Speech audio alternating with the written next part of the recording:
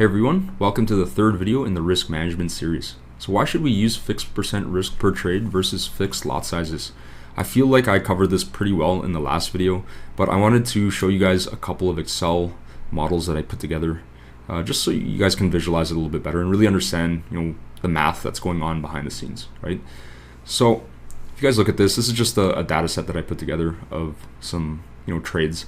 And maybe we start out with a little bit of a losing streak, but eventually we hit some nice trades and we started pulling positive R and expectancy out of this series of trades, right? So what are the parameters of this? We started with a 100K account. If we start with a 100K account, we're risking 0.5%. What's 0.5% of 100K? It's $500, right? It's the most common, like I said, risk profile that people use when they're starting out, right? And even I still use it to this day, right? So why is this important, right? It's not that we're risking $500 per trade on every trade, right? If we were doing that, we would actually be risking, a different percent of the total account balance at every trade, depending on, the outcome of each trade, right? On the other hand, if we kind of see what happens here as we, push through maybe to the fifth trade, right? We can see we made, 4.6% on this particular trade, right? We're now up 2.6%, right? We've made about $2,600, right? So why is that relevant? Because what are we going to use to calculate our actual dollar amount risk for the next trade, right? For trade 6 in this series. Well, we're going to take this account balance, right, of $102,000, multiply it by 0.5%, and what are we going to get? $513. So see how we're now risking $13 more? It's because we're risking, again, a percent of the total account balance. We're not risking a fixed dollar amount. We're not risking, a lot size, fixed lot size, which honestly can be even more out of whack, like I mentioned in the first video, right? And as we can see, as we kind of push down, all the way down to even like the 17th trade here, right? Again, what are we risking? 0.5% of 115K, right? We're risking our profits in a way. It's now baked into our lot size calculation. We're risking almost $600, right? So now you guys can kind of see that, over a long series of trades, this actually starts compounding. And if you were to take an account that you're risking $500 per trade fixed versus an account that scales up with compounding like this, because we're using compounding risk, right? There's going to be a huge difference down the line, right? If we take this over a series of 100 trades, we take the exact same trades on every single, on both accounts, right? We take the exact same trades. Then again, the outcome is going to be very different. One's going to perform a lot better than the other, and guess which one it is? It's the one that uses compounding, right? We're using fixed percent risk. So I wanted to illustrate that to you guys. On the flip side, I also wanted to show you how fixed percent risk helps to scale down risk, right? Now, if we look at this series of trades, obviously they're all losses. This would not be fun, obviously, to go through. You can see our equity curve is literally a linear line pointing downward, right? But same thing, I wanted to illustrate to you guys, right? As we are trading, right? Maybe we start with a 100K account. We risk, $500 for the first one because it's 0.5% of 100K, right? By the time we get to the 20th trade, can you see how we actually scaled down our risk a little bit? We're now only risking $454, right? Which again, where are we getting this number from? It's 0.5% of $91,000, right? So this helps scale down our risk a little bit. Again, if we were risking just $500 fixed per trade, we're going to hit this negative 10% drawdown a lot faster, especially when you factor in commissions and spread, right? So this helps a little bit to dampen our losses.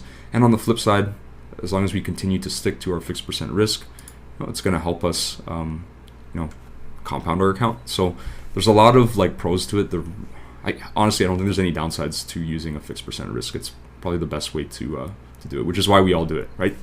If there were a better way, I'm sure we would, say otherwise, right? And we would do it that way. But I want to show you guys another thing you got to be pretty careful of, right? And again, I'm guilty of doing this, which is why I'm showing you guys why you should keep your percent risk per trade consistent. You have to keep it consistent, right? Unless you're a super advanced trader. But even then, I don't want to say that. And for those of you that maybe think you're at that level, you might not be. So just please be careful, right? So what's the difference with this one? For this particular Excel model, I actually have a percent risk per trade column here, right? So this is something that I've done before, like I mentioned, right? Or I started out with 0.5% risk. I'm trading. Oh, look, we've hit, by our 8th trade or whatever this is. I think this is like the 9th or 10th trade, whatever. Look, we are now in about 4% drawdown. We've lost a bunch of times. Now maybe you're thinking to yourself, oh, you know what? Like, this sucks. Let's drop the risk a bit. Like, this is really bad. Let's mitigate some of the losses that we're going to take if we continue to trade with a 0.5% risk, right?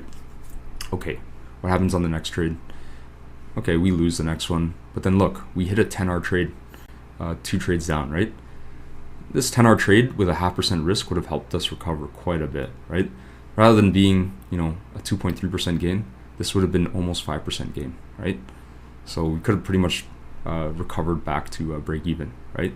But no, we maybe we stick to 0.25%. Our confidence is still kind of shattered. Whatever, that's fine. We keep losing, right? You can see it's shrinking, right? Our actual our risk per trade, right? Because we're still risking 0.25%, and then maybe we hit 4 losses in a row. We're like, okay, you know what? Let's drop it to 0.1%. Like, we're just losing too much. Let's try to stop ourselves from losing so much, right? On every trade. So we drop it to 0.1%. Next trade we hit is a 24-hour trade. Oh man, we may have won, we may have made 24-hour, but look, we only made 2.3%, right? This would have otherwise been on a 0.5% trade. I'm not good at mental math, but almost 10% or above 10%, I believe, right? Because it would have been, it would have been quite a bit. 10% would be 20R, right? So this would be above 20, or above 10%, right? But and look, we would have been in huge profit from that, especially since we're only down 3%, right? That would have been pretty good. But no, we decided, okay, we're gonna stick to 0.1%. And okay, we got overconfident because look, we've hit this 24-hour trade. And now we think we're on top of the world. Oh my God, the next trade we're gonna hit, it's probably gonna be 24-hour too. Maybe it's 50R, right? So let's scale risk up to 1%. Again, I've done stuff like this, so this is why I'm putting this model together for you guys. What happens? We then lose the next 6 trades, and look, we hit a huge drawdown, right? So this is why it's important to stick to 0.5% risk per trade. I think if we had just left this static, our risk per trade, we actually probably would have ended up positive, right? Let me quickly check. I have the Excel sheet on the side here. I'll quickly show you guys. Let's just see what happens.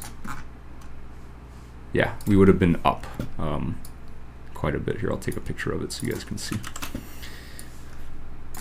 So here is that calculation. Put it in here, right? So this is with just a straight 0.5% risk. Look at that. Just because of the 24-hour trade, we would have recovered, and we actually would have ended off with what, almost 7% gain for this series of trades. It's pretty impressive, right? Pretty good stuff. So there's our little mini lesson on that. Again, I wanted to dive deeper into it so you guys understand the mechanics behind it.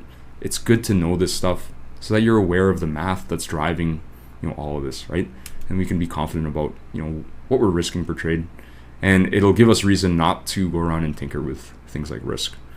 It's dangerous, guys. It's it's kind of like playing with a match, using a match to check for gas leaks. Would you do that? No. Okay, I don't think so. Anyways, I hope not. So please don't play with your risk. Try to keep it consistent. Okay, that's kind of the lesson I'm trying to give you guys here. All right, let's move on to the next video. I'll catch you guys on the next one.